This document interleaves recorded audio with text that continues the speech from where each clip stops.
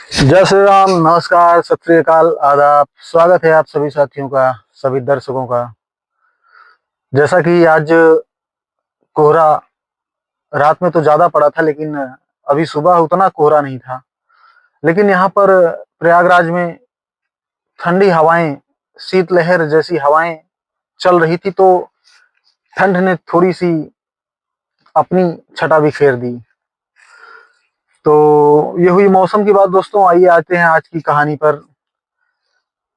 साथियों, आज की कहानी हमें एक बार पुनः याद दिलाती है कि जुर्म कितनी भी सफाई से किया जाए, कितनी भी चालाकी से किया जाए, लेकिन एक न एक दिन सच्चाई सूर्य के किरणों के जैसे कुहासे को चीरती हुई सामने आ ही जाती है, और तब इंसाफ दहाड़ता है पूरे जोरों शोर से। बात है 6 अप्रैल 2017 की।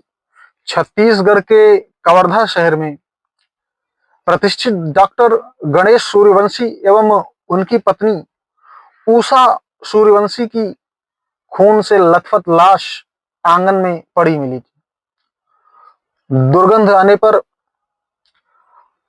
पड़ोसियों ने इसकी सूचना पुलिस को दी।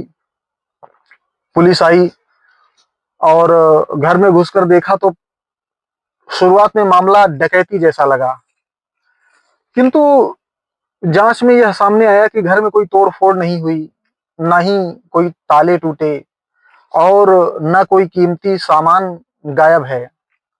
लिहाजा पुलिस मर्डर केस मानते हुए इसकी प्रारंभिक जांच शुरू करती है। काफी दिनों तक खोजबीन की गई, लेकिन कोई खास सुराग पुलिस को हाथ नहीं लगा। तो जैसा होता है, धीरे धीरे मामला ठंडे बस्ते में चला गया। 8 वर्षों के बाद फरवरी 2025 में कवर्धा पुलिस अधीक्षक धर्मेंद्र जी ने डॉक्टर दंपत्ति मर्डर केस की जांच दोबारा शुरू करने की पहल की, और इस जांच की जिम्मेदारी अतिरिक्त पुलिस अधीक्षक पुष्पेंद्र बघेल के नेतृत्व में एक स्पेशल टीम बना करके उसको सौंपी। फिर शुरू हो गया पुलिसिया कार्यवाही। पुराने फाइलें खंगाली जाने लगी, संदिग्धों के और गवाहों के बयानों पर नजर डाली गई, परिजनों के बयानों का क्रॉस चेक किया गया, पड़ोसियों से बातचीत की गई। इन सब के उपरांत तो पुलिस को पता चला कि डॉक्टर दंपत्ति के घर में उसके ड्राइवर का आना जाना था। एएसपी बघेल की टीम ने जो ड्राइवर सत्य प्रकाश साहू था, उसको 3 जुलाई 2025 को हिरासत में लिया गया और करीब 12 से 14 घंटे लगातार पूछताछ की गई।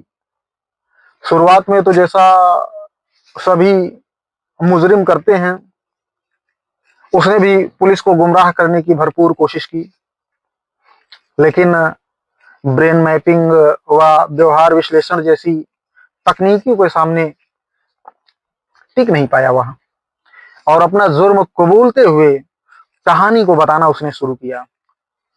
दरअसल उसने बताया कि डॉक्टर को लगभग 1,80,000 रुपए के आसपास उधार दिए थे, जिसे मांगने वह 3 अप्रैल 2017 को डॉक्टर के घर गया था। घर पहुंचते ही देखा कि डॉक्टर व उनकी पत्नी में किसी बात को लेकर के बहस हो रही है, और बहस होते होते इतना गंभीर रूप धारण कर लेती है कि डॉक्टर ने अपनी पत्नी के सर पर पत्थर से हमला कर दिया। तो पत्नी ने पलटवार किया, लेकिन डॉक्टर के आगे वो बेबस हो गई, और इसी बीच उन्हें कहीं चोट लगी कि डॉक्टर की पत्नी उषा सूर्यवंशी की मृत्यु हो गई। हत्या के समय ड्राइवर वहां मौजूद था, तो उसे लगा कि कहीं मैं इसका चश्मदीद बन गया हूं, और ऐसा ना हो कि गवाह मिटाने के चक्कर में डॉक्टर उसकी भी हत्या कर दें या करवा दें। तो भागने की कोशिश में उसने डॉक्टर को धक्का दिया और दोनों में हाथापाई हुई। उसी पत्थर से, जिस पत्थर से डॉक्टर ने अपनी पत्नी का सर कुचलकर हत्या की थी, उसी पत्थर से उसने डॉक्टर की हत्या कर दी। सर पर ताबड़तोड़ हमले किए, डॉक्टर गिर पड़ा और उसने हत्या कर दी। हत्या करने के बाद रात भर वो डॉक्टर के घर में ही रहा।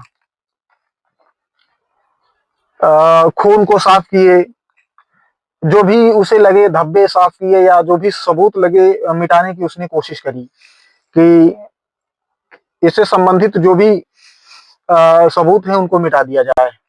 और 4 अप्रैल की सुबह 5 बजे वह डॉक्टर के घर से निकला और दुर्ग चला गया।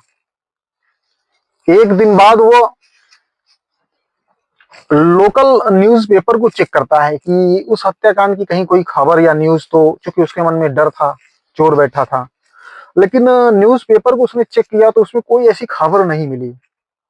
तो 5 अप्रैल को वह पुनः कवर्धा वापस पहुंचा सत्यप्रकाश, यह समझने के लिए कि घटना की जानकारी किसी को हुई या नहीं हुई। वह डॉक्टर के घर के आसपास घूमता रहा।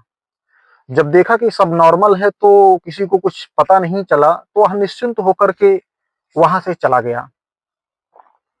6 अप्रैल को दुर्गंध आने पर मोहल्ले वालों ने पुलिस को बुलाया। तो जो भीड़ थी उसमें सत्यप्रकाश साहू जो ड्राइवर था, वह भी जो कातिल था, वह भी उस भीड़ में मौजूद था। यह हत्या पुलिस के लिए चुनौती बनी हुई थी। कई टीआई बदले, कई आरोपी एसपी बदले, लेकिन आरोपी पकड़ा नहीं जा सका। लेकिन जब फरवरी में दोबारा मामले को खोला गया, तब भी पुलिस के हाथ कोई खास सुराग नहीं लग रहे थे। इसी क्रम में 11 दिसंबर 2024 को 10,000 इनाम घोषित हुआ और पुनः 2 जुलाई को इनाम को 30,000 कर दिया गया। और फिर बयानों और सबूतों के आधार पर 3 जुलाई 2025 को ड्राइवर को गिरफ्तार किया गया। नारकोटिक्स, ब्रेन मैपिंग जैसे तकनीकों के आधार पर ड्राइवर ने राज उगला।